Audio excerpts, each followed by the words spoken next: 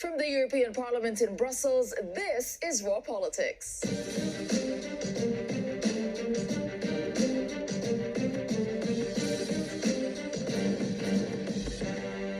Thank you for joining us tonight, and this is what we have on the program. Tensions rising, an alleged attack on 2 tankers in the Gulf of Oman, and what it means for Iran. Boots on the ground, no Fort Trump, but America is pledging to send 1,000 troops to Poland. Operation Rebrand, Renew and ID. The Liberals and far-right unveil new names for a new parliament. Prime Minister Johnson, what MEPs really think of the frontrunner in the race to replace Theresa May. And photobombed, our Darren McCaffrey versus a persistent protester in tonight's Raw Moment. Okay, we have our panelists for this evening. Of course, we start with Darren McCaffrey, our political editor at Euronews. Fresh back from London. And actually, I'm going to start with the Conservative leadership race. We heard the results of the first round of voting today. Boris, the blonde bombshell, the former foppish former Foreign Secretary, is way out in the lead. You'd have to say that he is by far the firm favourite now to be not just the next Conservative leader, but Prime Minister too. And we will be talking about that. Okay, also joining us, Andrei Mamykin. He's a Latvian MEP from the Socialists and Democrats group. What about you, Andrei? What are you watching closely tonight? Situation in the Baltic region and militarization possibly in Poland, of course. All right, okay. And also with us, Nina Gill. She's a British MEP, also from the Socialists and Democrats group. What about you, Nina? Well, looking at the situation in Iran and the Middle East, it's very, very concerning what it means for world peace.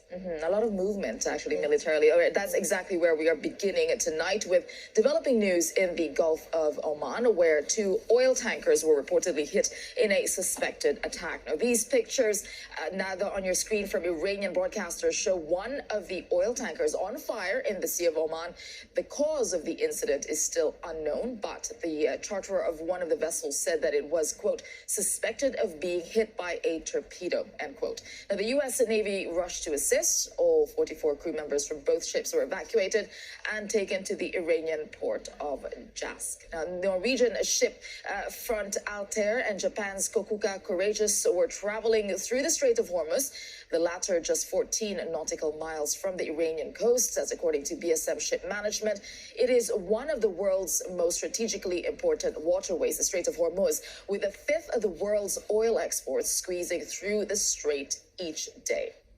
Okay, so let's talk about the significance of this. Oil prices were already jumping today, reacting to the news. But first of all, how significant is this incident? You were watching it closely. How significant is this amid the tension already in the region? I would say, given the tensions, it's hugely significant because they have been rising in the Gulf and in that part of the world. And given the rhetoric between the US and Iran, we all have to be worried. We have to play it down and not overreact. I think it's important that we stabilize the situation because any party that exit on as such could mean World War III, basically. I mean, we will go deeper into the previous exchange between the 2 countries. But first, a quick word from you, Andrei, on how dangerous do you think this is now? It's very dangerous, and I'm afraid that the United States. Should we be playing it down, or you think? Yeah, absolutely, I agree playing with it Nina. down. Yeah, okay. and the United States of America try to find more reasons to start, maybe, possibly, a military campaign. Okay. And I mean, I think there's clearly a concerted campaign. This is not just a singular incident. We had an incident a few weeks ago. The UAE at the time, whose votes were attacked, decided not to assign blame to a particular country. Problem is, we don't know who's behind these attacks. Iran says it is definitely not them. But the reason that we should be concerned is clearly someone is trying to raise and escalate the tensions in that region. Amidst this political row, exactly. And I think that is the worrying. Okay, let's just and coincided with the Prime Minister Abe being in Iran for talks. Okay, well, let's put all this into context because our social media team in the Cube have been monitoring the situation. And Alex, can you lay out the land for us, please? Well, yeah, taking a look at the tensions here taking place off the coast, I suppose you could say, Tessa, of that land, if we're talking in those terms. Look at this. These pictures, these are the pictures from today. But this news story on our Euronews website from almost exactly a month ago. Let's not forget, as Darren was saying there, as the panel were discussing, this is an incredibly tense time in an incredibly intense region through which, a waterway through which, a fifth, roughly 30% of the world's crude oil is squeezed. This really could be a very dangerous flashpoint. So let's just break down what has gone on in the past for you. Well, we are talking here, this is the Gulf of Oman, here, the Strait of Hormuz. This yellow boat represents the 4 vessels which suffered suspected attacks on the 12th of May. That is roughly a month ago to the day. Then today, these 2 vessels, the cause unknown again though, people, suspecting that there is some sort of element behind the scenes here, people calling it a suspected attack, the details not yet clear. Why does it matter? We'll just look at the players in this region. United Arab Emirates here, Oman, Iran, this region, highly significant. Tensions very high. And let's not forget that this is all taking place against a backdrop of a war of words between the US President Donald Trump, his leading officials. Worth saying that at this stage, I'm talking to you, not many of them have tweeted. The president yet holding off on that one. And of course, the Iranian President Rouhani. Now, this is the US's attempt, in their words, to squeeze the Iranian regime. There really are fears that they could be pushing things too far. And look at the day this all happened on. We're talking about Thursday. This is the day summed up well by Mohammed Ali Harisi here. He's a journalist for the AFP. He's saying here, the incident in the Gulf of Oman involving oil tankers on a very busy Thursday reminds us it's one day after an attack at a Saudi airport. This is, of course, the war in Yemen.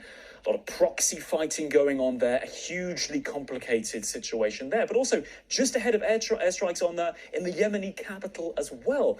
Not only are we talking an incident going back a month, not only are we talking about an incident yesterday, we're talking about a much greater escalation, if you like, of tensions between Iran and particularly the United States. And let's just bring you what the Iranians have tweeted about it. Well, Mr. Zarif, the foreign minister, says, it is suspicious. Iran, that's the word, suspicious. They're saying it's not us. It is suspicious what is going on here. As yet, nothing from the US officials, but the US Navy keen to tweet a picture of the kind of vessels that they are deploying into the region to, in their words, provide assistance. Why does it matter? Well, as your panel, as you guys are talking about there, I think the whole world is seeing this is an incredibly significant piece of slither of waterway, if you like. And one bad step really could push us in the wrong direction. All right, thanks for that, Alex and our team in the Cube. We were talking about the war of words between the two sides, but we know that Trump's aversion to military entanglements abroad, it's well known. But is Iran a different case? I don't think Iran is a different case in a sense. We've got to be very mindful of how long it has taken the EU initiative to bring Iran to the table to have the talks. So it's important not to treat it as a different case in terms of for Trump. You know, I mean, he's got to be mindful that this is one of the most volatile regions we have. And it's taken a long time for the West to establish that dialogue. And we can't just play the same game he's been able to play elsewhere with China and so on. So in one way, I'm coming back to say maybe it is a different case. I think the thing about Donald Trump is, he has made it repeatedly clear that you're right, he doesn't want to get involved in foreign wars. It's one of the reasons he got elected president of the United States, and I think he still holds to that. But of course, there are circumstances, aren't there? And things can very quickly change. Now, he's clearly trying to apply pressure to Iran to try and get it to change what he calls as the worst deal the US has ever signed in its history ever, as he put it. But the problem is how Iran reacts. And I think what we're seeing potentially with these escalations and these attacks is that we could go back to what Iran have always threatened with their trump card, which is blocking the Strait of Hormuz, which is, as Alex was explaining, carries a fifth of the world's oil, I think 17 or 19 million barrels a day. In those circumstances, you can then see the United States would have to respond to that, and then you start getting into this game where tensions start going up and you don't know where it's going to lead. And in those circumstances, given how sensitive that region is, you don't know where to stop. So yeah, as Aaron was saying, first of all, Iran is getting pushed into a corner. It's been asking the EU for help to circumvent the US sanctions economically to help its economy, but clearly that's not doing, it's not helping them much.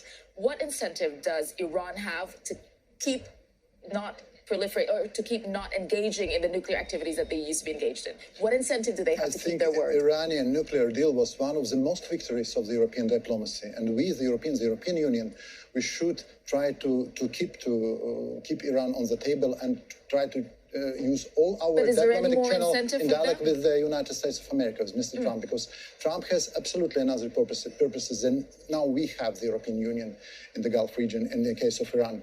in particular. But what is the offer to Iran? Like, what does Iran have to get out of this if the other side, let's say, would not want to play ball? Why would they? Why would they stay on the table? Iran is pretty open country and tries to demonstrate that there is no military activities in this in producing of uranium and so on and so far. But we being a mediator, possibly the European Union between the United States and Iran, we didn't use all the necessary channels to inform, to a little bit push to Trump's administration. So quick word from you, Nina. Is there? Yeah, go ahead.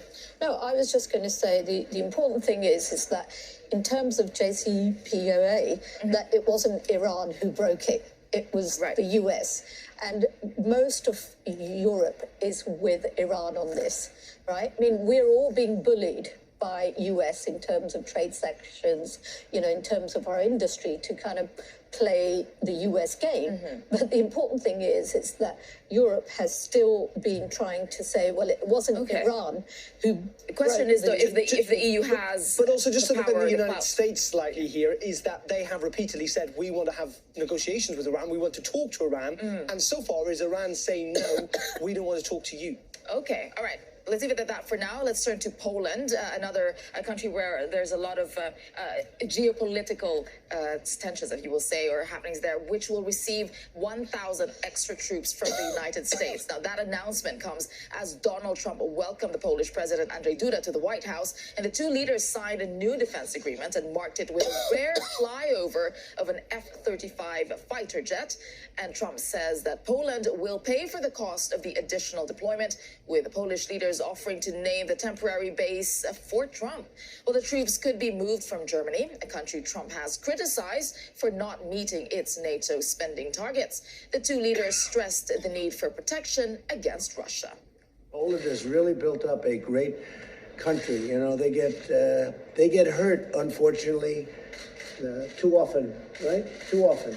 They're in the middle of everything, and when bad things happen, it seems that Poland is always the first one that's in there. Za to, że z całą pewnością należy pan właśnie do tych prezydentów Stanów Zjednoczonych, którzy tą prawidłowość rozumieją doskonale, że zwrócenie przez Stany Zjednoczone oczu i uwagi na Europę i jej sprawy, na kwestie bezpieczeństwa państw europejskich ma kluczowe znaczenie dla pokoju na świecie, ma kluczowe znaczenie dla spokojnego rozwoju demokratycznych państw i demokratycznych społeczeństw.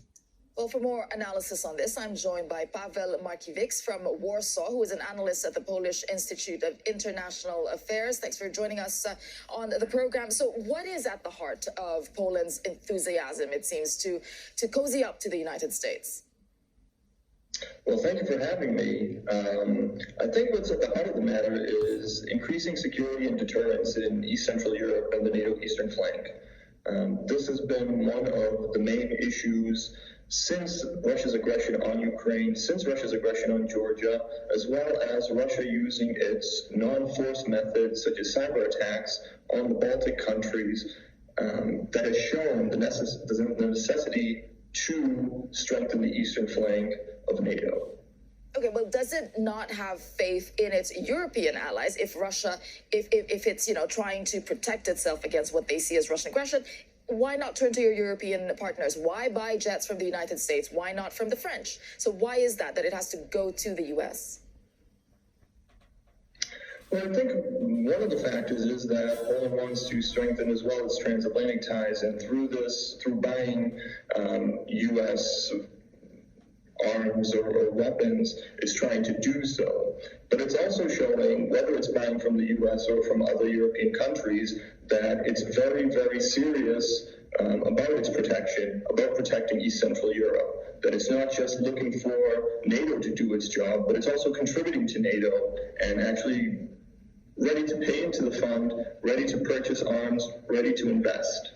All right. Is there an internal squabbling going on here that you see? Because we saw that this is taking away from Germany, and then these troops will be going into Poland. So the relationship with Poland is warming, whereas it's the opposite for Germany. Is there an internal squabble in terms of its relationship with Europe that's happening here?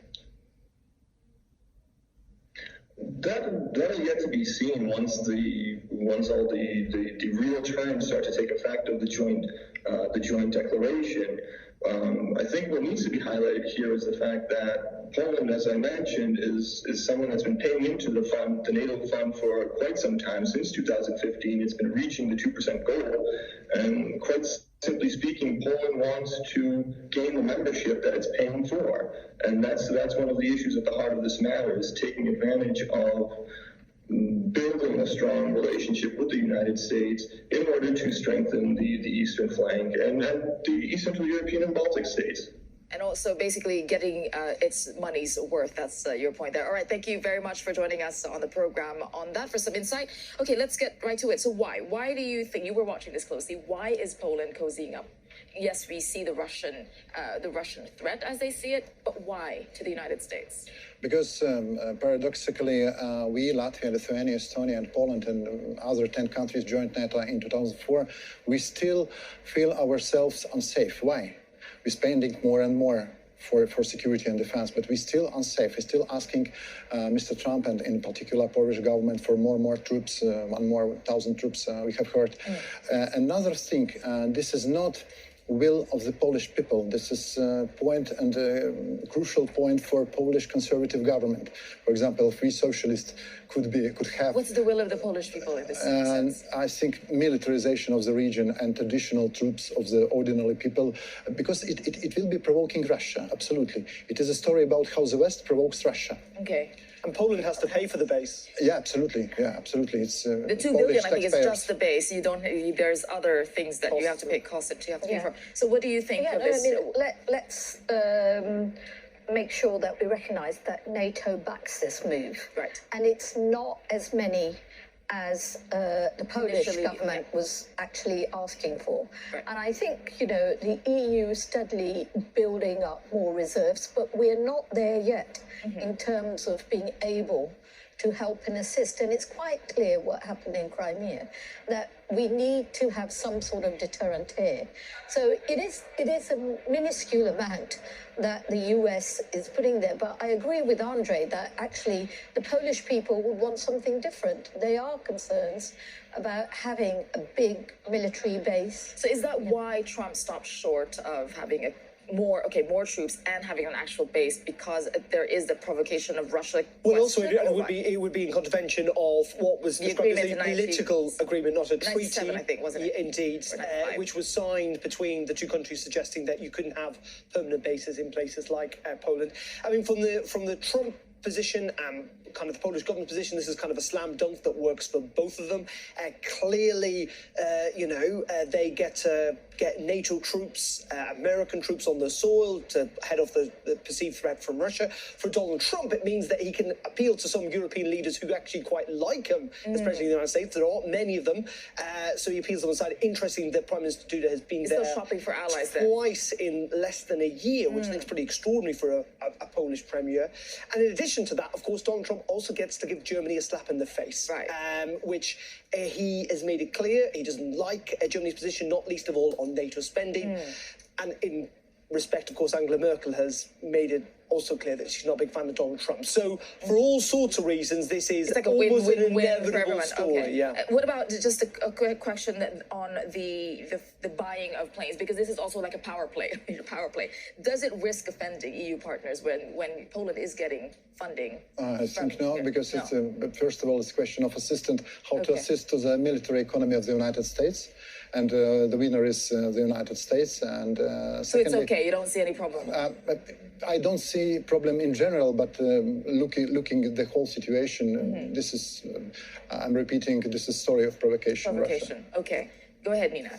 No, I would say that I think over time there will be perhaps concerns by the EU, because the EU does want to be kind of not dependent on the US anymore. So there will be concerns that will be coming down the line, but I don't hear at the moment that there are huge concerns. We're still drawn by the fact that, as much as there's an aspiration for an EU army and that Europe should be able to sort out its own political and military situations, we are so far from that situation, and NATO is still, for most European nations, the kind of bulwark to Russia. It seems there's a lot of Russian aggression is an additional point. Putin is not a stupid guy who will start military campaign against NATO. Okay, well, there's a lot of power playing going on, in geopolitics, because from Poland, let's go south to Turkey. And President Erdogan, whose latest defense purchase has set him on a collision course with President Trump. Let's take a look.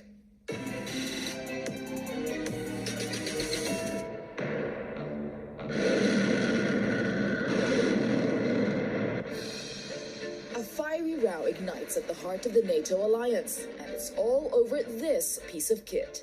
The S-400 missile defense system produced by Russia, but bought by NATO partner Turkey. Türkiye S-400 savunma sistemlerini bakınız alacaktır demiyorum, almıştır.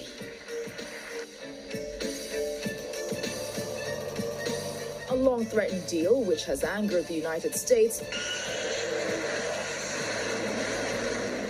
Washington threatening to kick Turkey out of the US-led F-35 fighter jet program, and issuing warnings about Ankara's future in NATO. Does it want to remain a critical partner, the most successful military alliance in the history of the world, or does it want to risk the security of that partnership? As Turkey's relations with Europe and the US turn sour, Recep Tayyip Erdogan is increasingly looking east to Russia. All eyes are now on whether Donald Trump will respond by showing some muscle when the two leaders meet next month. As I said, another power play. So how do you think Trump can respond to this? Play hardball?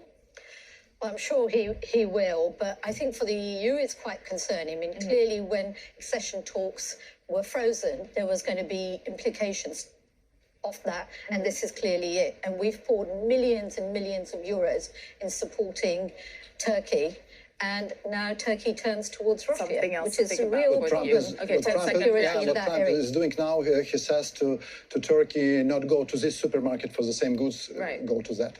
Okay. We have a lot more coming up on the program. Political makeover. Marine Le Pen, she rebrands the European Parliament's far-right alliance.